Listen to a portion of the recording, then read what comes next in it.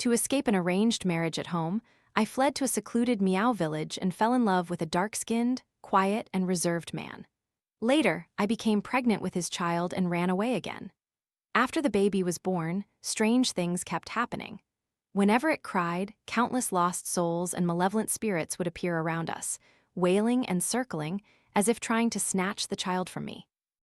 Until one day, the man suddenly burst into the house, covered in blood, with 9 enormous black snake tails growing from his back, shielding me and the baby in my arms. It was then I realized that the man I had slept with was not human, but the mountain god of this very mountain. My name is Lynn. I was born into a family that favored sons over daughters. My older sister, Lena, was the only exception. She was beautiful and talented, the pride of our parents. She even had a fiancé from a well-matched family who was their lifelong hope, someone who could bring honor and wealth to our family. But 3 years ago, in a car accident, my sister and her fiancé both died. My parents' world crumbled. Their grief didn't last long. Soon after, they turned their calculations to me. They wanted me to replace my sister and marry that dead man to complete a bizarre and insane wedding. Your sister was ill-fated and couldn't enjoy that blessing. You are different. You've been obedient and gentle since childhood. Marrying him will surely lead to a peaceful life. My father locked the door, and my mother sat beside me, both pleading and weeping. I looked at their faces, distorted by greed, and felt only a bone-chilling coldness. He's dead. You want me to marry a dead man? My mother wiped her tears and said, why call him a dead man? The Ang family said that as long as you marry him, half of their family's assets will be yours. This was also your sister's dying wish. You're her younger sister. Shouldn't you fulfill it for her? Their mouths spoke of missing my sister, but their eyes only saw the Ang family's wealth. I was locked in my room for 3 days, given only water and thin porridge. On the 4th day, they brought a crimson wedding dress, embroidered with golden dragons and phoenixes, extravagant yet strangely terrifying. They said, tomorrow is an auspicious day, the perfect time for your wedding. That night, I tore the bedsheet, braided it into a rope, and climbed out of the 2nd-story window, escaping that suffocating city in the middle of the night. Afraid to use my identification papers, I constantly switched trains, took illegal rides, and finally arrived at a secluded Miao village, so remote it didn't even appear on maps. The village nestled deep in the mountains, isolated from the outside world, beautiful as a mythological painting. With my meager remaining cash, I rented a small house, intending to lie low for a while. It was there that I met Kian. He was probably the most different person in the village. While everyone else here was warm and hospitable, he was always quiet, reserved, and rarely interacted with anyone. He had healthy bronze skin. His body, hardened and flexible from constant activity in the mountains, was like a black panther patiently waiting to pounce on its prey. The first time I met him, I was picking wild vegetables on the mountainside and was bitten by a venomous snake. Just when I thought I was about to die there, he appeared. Without a word, he grabbed my ankle, bent down, sucked out all the venom, then pulled a handful of crushed herbs from a cloth pouch and applied it precisely to the wound. Throughout the entire process, he remained silent, his gaze focused yet strangely detached. Blushing, I thanked him. He only nodded slightly, then turned and vanished into the deep forest. After that, I often accidentally ran into him. When the roof tiles on my house leaked, the next day I'd find someone had quietly repaired them. When the rice in my jar was almost empty, the next morning, a new bag of rice and a few pieces of cleaned wild game would appear at my door. I knew it was him. Everyone in the village was a little afraid of him, saying he lived at the foot of the sacred mountain, was a servant of the mountain god, and had a strange disposition, advising me to stay away. But I felt that in this strange mountain region, he was the only one who made me feel safe.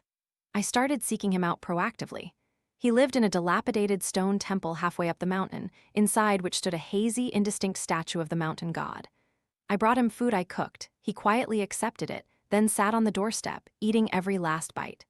I talked to him. He just listened silently, his deep, obsidian eyes following me, focused and serious. Even though he didn't say anything, I knew he understood everything. Between us was a strange, wordless communication, yet full of understanding and comfort. I told him about running away from home, about my fear of that ghostly marriage. In the end, I couldn't help but burst into tears. He reached out his rough hand, a little awkwardly wiping away the tears on my cheek. His palm was very hot, like a small flame burning from my cheek, spreading to the bottom of my heart. That night, a great storm raged in the mountains, thunder and lightning boomed, and rain poured down. Trembling with fear, I was pulled into his embrace. His arms were wide and warm, shielding me from all the wind, rain, and horror outside. I listened to his steady, strong heartbeat. I don't know what possessed me, but I looked up and kissed his cold, firm lips. His body stiffened slightly, then immediately he reacted strongly, pulling me close to his solid chest with a force that was both decisive and gentle.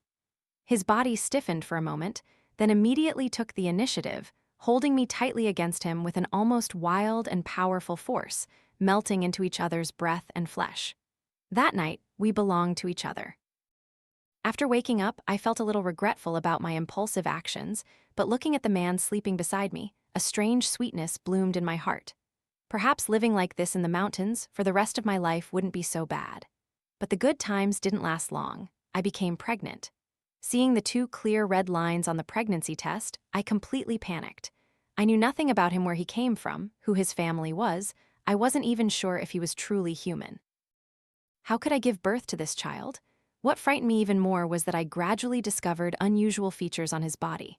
One time, I accidentally pulled back his shirt and saw a patch of cold, hard, black scales growing on his lower back near his spine, reflecting an icy, metallic gleam. I recoiled in horror, and he immediately noticed. He quickly pulled his shirt back down to cover it, a fleeting, inexplicable panic in his eyes. Another time, in the middle of the night, I was awakened by a nightmare, and when I opened my eyes, I caught sight of his eyes glowing brightly in the dark. One night, I was woken by a nightmare. Opening my eyes, his eyes were right in front of me. In the darkness, his pupils had turned the wild yellow of a beast, cold and hard, devoid of any human emotion. I was so terrified I screamed. The golden light in his eyes extinguished, and he quickly regained his normal appearance, awkwardly hugging me, his gaze flickering with a touch of panic. I asked him what that was. He just silently held me tight, his hand gently stroking my back as if to reassure me, but fear had already wrapped itself tightly around my heart like a vine. He was not human. Once that thought took root, I couldn't shake it. I knew I couldn't stay here, nor could I give birth to some kind of monster. While he was out hunting, I packed a simple bag and embarked on my escape once more. I didn't dare to look back. I was afraid that if I saw those calm yet focused eyes, I wouldn't be able to leave. I'm sorry, Kian. I fled to a bustling city in the south, found a job in a small restaurant that didn't require ID, and rented a cheap room in an old residential area for temporary shelter. 10 months later, I gave birth to a baby boy. I named him N, hoping he could live a peaceful life. But as if to mock that prayer, from the moment he cried his first cry, it was destined to be in vain. And cried frequently, and every time he cried, strange things happened. The first time he cried, the light bulb in the room flickered twice, then went out completely. I thought it was just a coincidence. The second time he cried outside, where it was clearly sunny, a sudden cold wind rose, rattling the windows. The third time he cried, a water glass on the table inexplicably fell, shattering into countless pieces. That's when I started to get scared. As he grew older, the strange occurrences around him became more frequent and intense, to the point where they couldn't be dismissed as coincidences. Many nights in the middle of the night when he cried, I could hear soft scratching at the door from outside, accompanied by vague whispers, spoken in a language I had never heard before. I looked through the peephole. There was no one there, but I felt countless shadowy eyes staring at me, sending chills down my spine. I dared not take my child outside anymore. Once, just by standing downstairs for a moment, and suddenly burst into heart-wrenching sobs. I looked up. The old men and women in the apartment complex, who had been sitting sunbathing, suddenly stopped all movement and simultaneously turned their heads to look at me. In their eye sockets, there was only pitch black, no whites. Their dead gaze fixed on my belly, where I held in, like wild beasts spotting the most delicious prey. The corners of their mouths twisted into a grotesque angle, their smiles distorted and terrifying. I was so frightened my soul almost left my body. I clutched in and ran home frantically, weeping as I ran. From that day on, I no longer dared to go downstairs.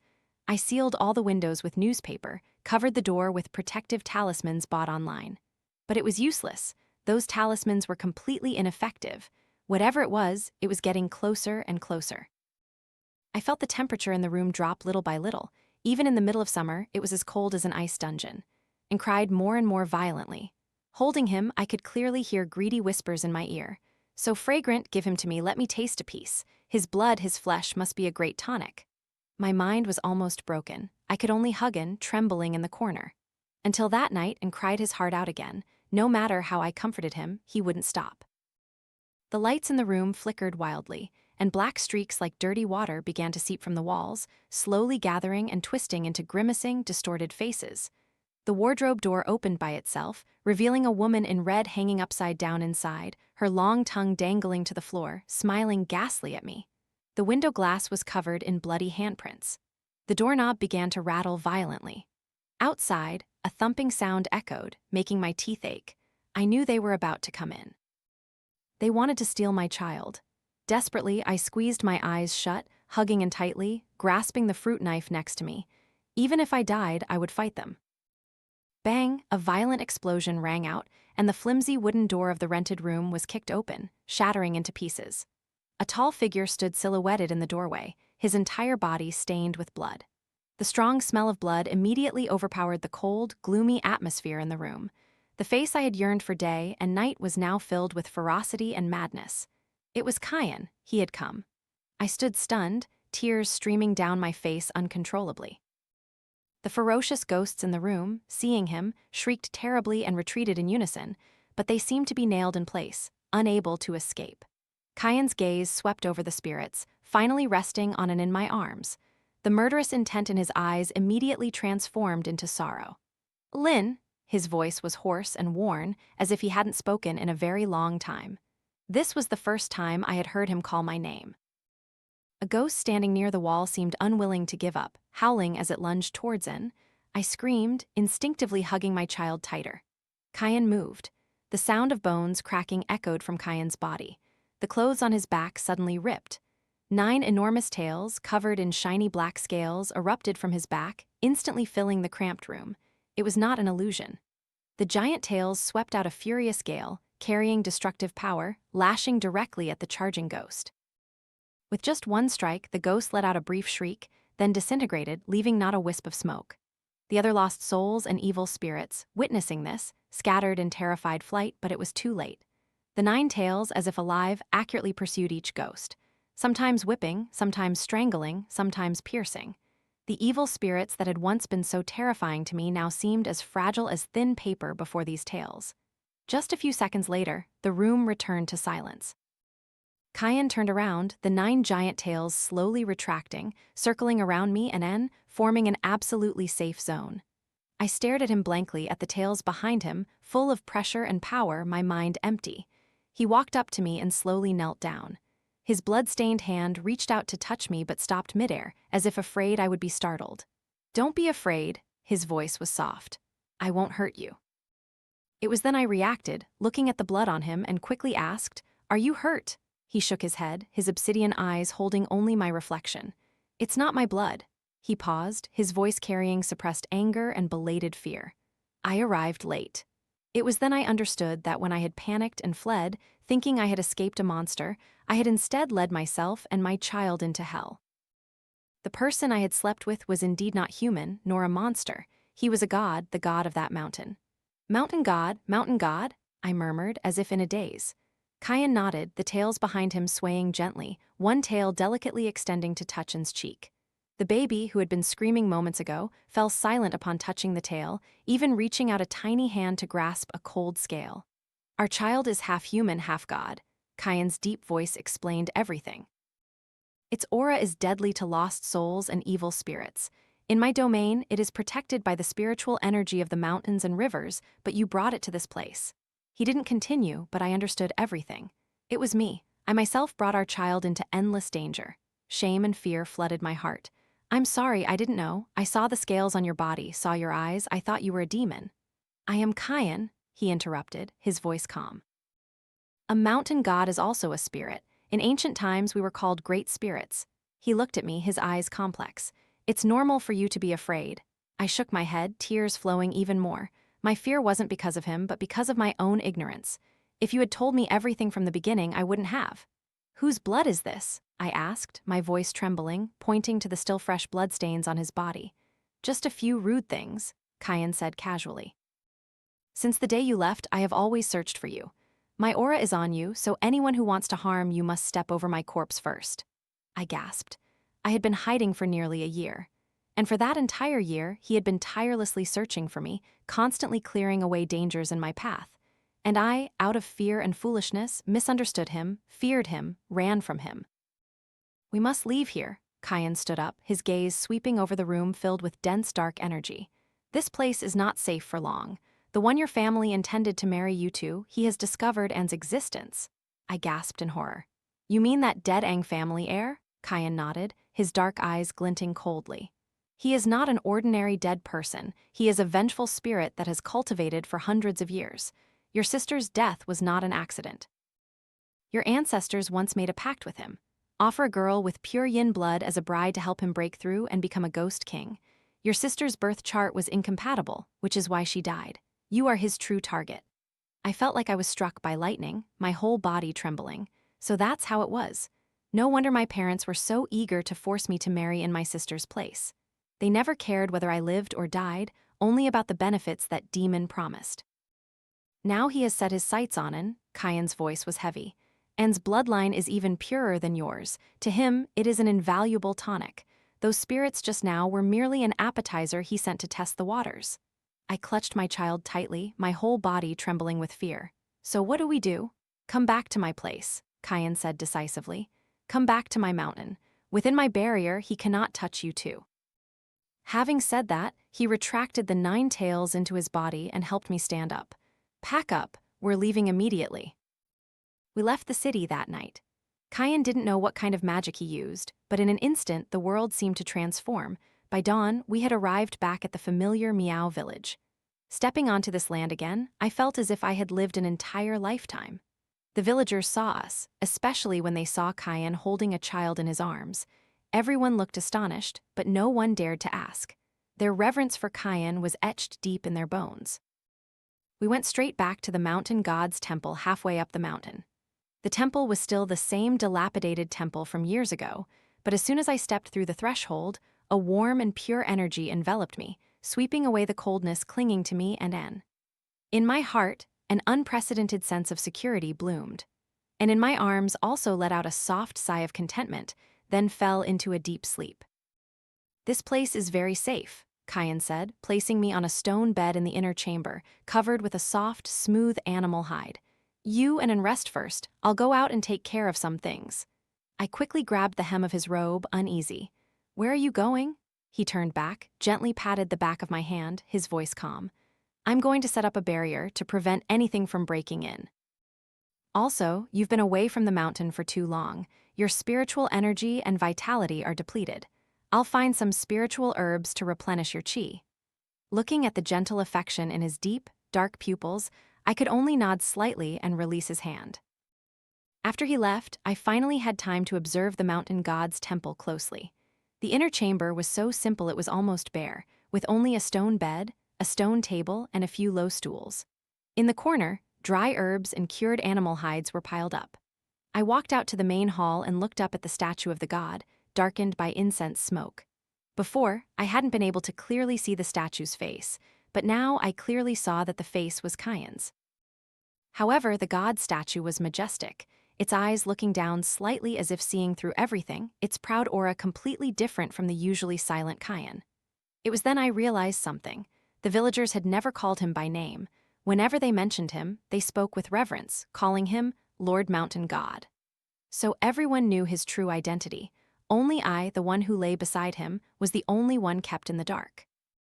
A difficult-to-name taste rose in my heart. I didn't know if it was self-reproach or bitterness. I hugged in and sat down on the prayer mat in front of the statue. Perhaps thanks to the abundant spiritual energy here, my spirit felt much better. And also slept soundly, his face rosy and healthy. But just as I was dozing off, hurried footsteps echoed from outside the temple. An old yet authoritative voice sounded from outside the door. "Is Lord Mountain God inside?" This old man has brought the entire clan to pay respects. It was the village high priest. My heart tightened. I quickly picked An up and stood. I saw the high priest and several elders standing respectfully outside the temple door, but no one dared to step inside. Their eyes fell on me and the child in my arms, filled with surprise and doubt. "You are an outsider?" The high priest's voice was sharp like an eagle's cry. "The child in your arms." He didn't finish speaking, but everyone already felt an extraordinary aura emanating from him. An elder exclaimed in horror, "It's the aura of a divine child. Lord Mountain God has an heir." Those words were like a bolt from the blue, instantly causing the entire temple to buzz and tremble. The elders were all trembling with excitement, their eyes on and gradually turning fanatic and reverent. "A divine child has descended. This is a 1,000-year auspicious omen for our clan. Lord Mountain God, please accept our worship." As soon as he finished speaking, the high priest was about to lead everyone to kneel. I was startled by the scene, clutching him tightly and backing away repeatedly. Just then, Kian returned, holding a few faintly glowing white spiritual herbs in his hand. As soon as he saw the scene outside the temple door, he immediately frowned. "Who allowed you to come?" His voice wasn't loud, but it carried an undeniable authority. The high priest and everyone immediately fell silent, bowing respectfully. "Lord Mountain God, please appease your anger. We sensed the aura of the divine child and came to pay our respects. We absolutely meant no offense."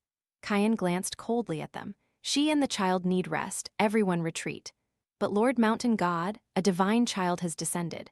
According to custom, a great ceremony to heaven must be held to inform our ancestors." I said retreat. Kian's voice deepened and an invisible pressure spread out. The high priest and everyone turned pale, not daring to say another word, bowing in unison and withdrawing. The temple returned to silence. Kian came to me, chewed the spiritual herbs in his hand, then swallowed them. I followed suit. The herbs melted in my mouth, transforming into a warm current that spread through my limbs and bones. The fatigue in my body immediately vanished. I said, a little worried.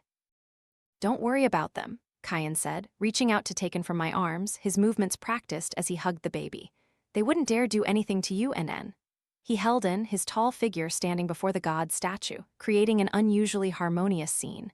I looked at the scene, my mind filled with 100 thoughts. My husband is the mountain god, my child is a divine heir. My life, from the moment I left home, had taken an unpredictable path. The peaceful days didn't last long. That vengeful spirit, Angju, the deceased young master of the Ang family, finally came knocking.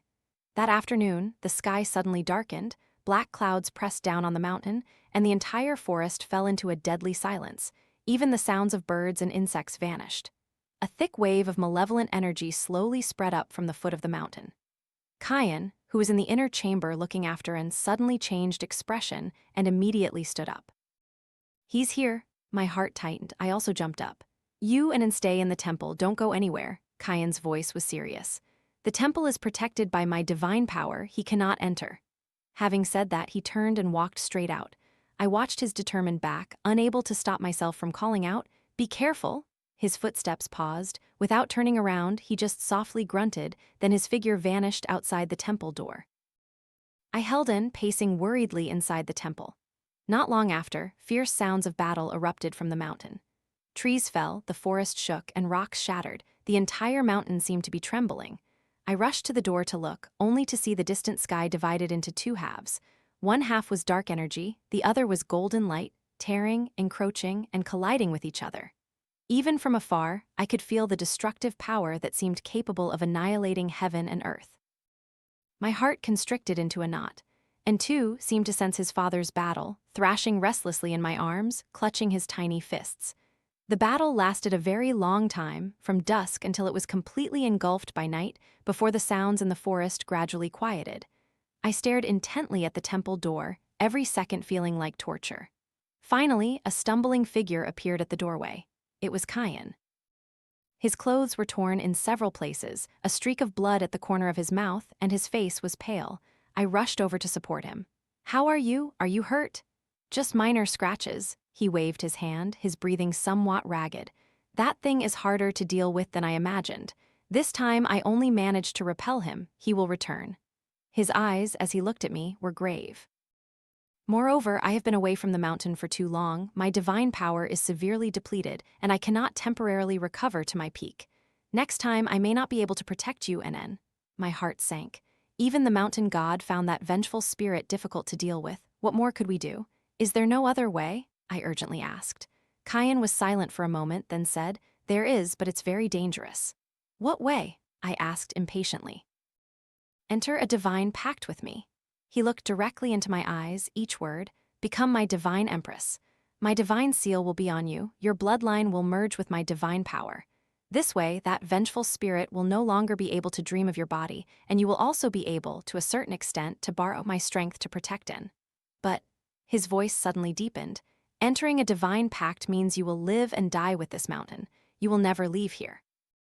Your lifespan, your very existence, everything will be bound to me, to this mountain." He looked at me, asking very seriously, with a hint of barely discernible tension in his eyes. "Are you willing, Lynn, to give up your freedom for me and our child to stay on this mountain forever?" I looked at him, then lowered my gaze to Lynn, sleeping peacefully in my arms. Freedom. From the moment I left home, I had always sought freedom. But when I hadn't, I understood that he was my entire freedom. As long as I could protect him and keep him safe, let alone staying on this mountain forever, even if it cost me my life, I would be willing. I looked up, directly into Kian's eyes, and nodded decisively. "I am willing." The ceremony of establishing the divine pact was held by the heavenly pond on the mountain peak. The heavenly pond was the source of the entire mountain's spiritual energy, its water crystal clear with a faint silver sheen. Kian told me to take off my outer clothes, wearing only an inner garment, and step into the lake. The lake water was cold, enveloping me, yet it wasn't cold at all. On the contrary, there was a warm sensation surrounding me.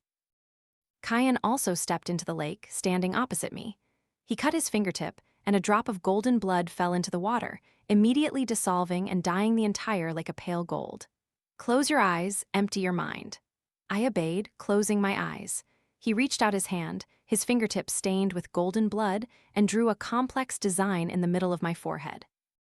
As the design took shape, I felt a gigantic yet gentle surge of power pour into my body, coursing through my limbs and bones, finally gathering in the middle of my forehead, forming a burning hot mark. At the same time, an invisible thread seemed to connect me and Kian. I clearly felt his emotions: joy, worry, love, and he also felt all of mine. "It's done," he said softly. I opened my eyes and saw his eyes filled with an indissoluble tenderness. "From today, you are the true mistress of this mountain." He took my hand, placing a reverent kiss on the back of it. "My divine Empress." I looked down at the water's surface. In my reflection, a faint golden snake-shaped mark appeared on my forehead. An unprecedented surge of power filled my entire body. I felt as if I had merged with the entire mountain, clearly hearing the rustling of the wind, understanding every whispered word of the trees, feeling as if the entire mountain range had become an extension of my own body. But just then something strange happened. The blood in my body suddenly boiled, and from deep within my bloodline, a cold, alien, and immense power erupted, completely not belonging to me. This power violently clashed with Kian's divine power. My body felt as if it was about to be torn apart, the pain unbearable. "Ah!" I shrieked tragically, collapsing into the lake. Kian's expression changed. He immediately hugged me, continuously transferring his divine power, trying to suppress the raging power. "Impossible, your bloodline." Before he could finish, a black mist erupted from my body, coalescing in midair into a man in ancient wedding attire. His features handsome. It was the vengeful spirit, Anju. He looked down at us, the corner of his mouth curving into a triumphant smile. "Thank you, Lord Mountain God, for helping me remove the last seal in this bloodline." Kian immediately pulled me behind him, his face dark as water. "What have you done?" "I did nothing," Anju shrugged. "I just didn't expect her to be a descendant of the witch god. That bloodline is far more delicious than an ordinary pure yin body." "Witch god descendant?" I was stunned. Anju's gaze was fixed on me, filled with greed and desire. "Lynn, your ancestors were once the most powerful witch god in this land. Unfortunately, their divine power waned over time, and their bloodline withered, leaving only a fragile seal by your generation. I originally intended to slowly absorb that power through a ghost marriage, but I never expected the mountain god to save me so much effort." He looked at Kian, his smile growing even more arrogant. "Mountain god, you entered a divine pact with her, and inadvertently activated the latent witch god power in her bloodline. Now she is the most perfect vessel for me. As long as I devour her and that child, I can recreate my body and even surpass a ghost king." "Don't even dream of it," Kian roared, 9 snake tails appearing, sweeping thousands of fierce waves, striking directly at Anju. But Anju merely sneered dismissively, black mist surging around him, easily blocking Kian's attack. "Lord Mountain God, you haven't recovered your divine power. You're no match for me," he said with an easygoing air. Moreover, your divine Empress now has to rely on your divine power to suppress her own. If you let go, she will be backlashed by the very power within her and explode to death. Kian's movements froze. I clearly felt the two powers within my body clashing more violently. My consciousness slowly faded. Give her and the child to me, Anju threw out a condition. I will spare your life, allowing you to continue being your mountain god. What do you say? You're dreaming? Kian gritted his teeth, each word forced out. He poured more divine power, a golden light enveloping me, temporarily suppressing the surging witch god power in my body. But because of this, his face grew paler and paler. If you refuse the easy way, you choose the hard way. Anju's face turned cold. In that case, let's all die together. He formed a hand seal with both hands, and countless ferocious ghost shadows poured out from the black mist behind him, shrieking terribly as they charged straight towards us. Kian couldn't split himself in time and could only use his 9 tails to shield me and in passively defending.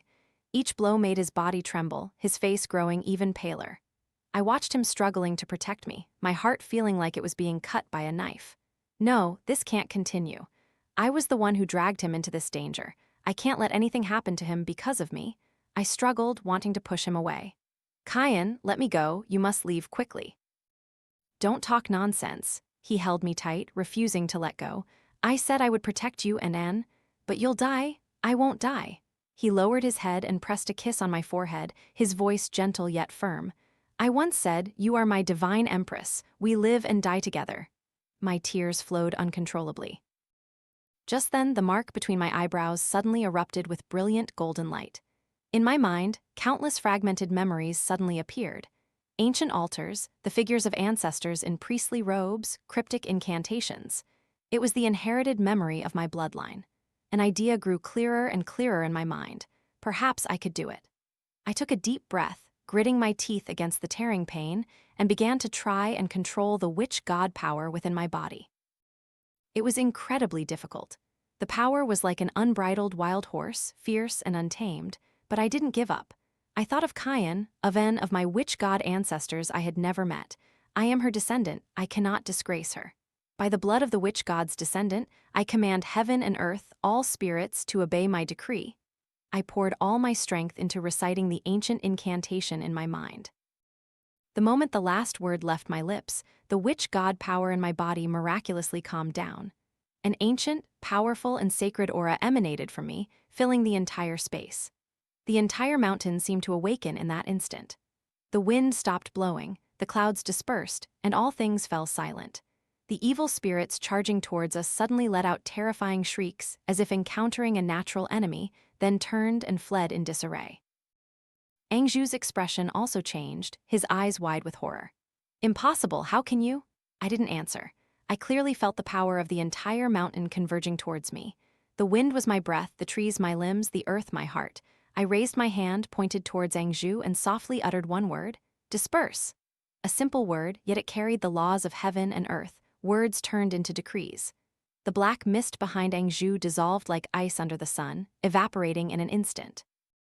Those evil spirits didn't even have time to scream before turning to dust and scattering. Anju spat out a mouthful of black blood, his body becoming translucent, trembling as he looked at me in horror. He turned to flee. Trying to run? Kian's voice was cold, the corner of his mouth curving. When his divine power merged with mine, Anju's restraints were released.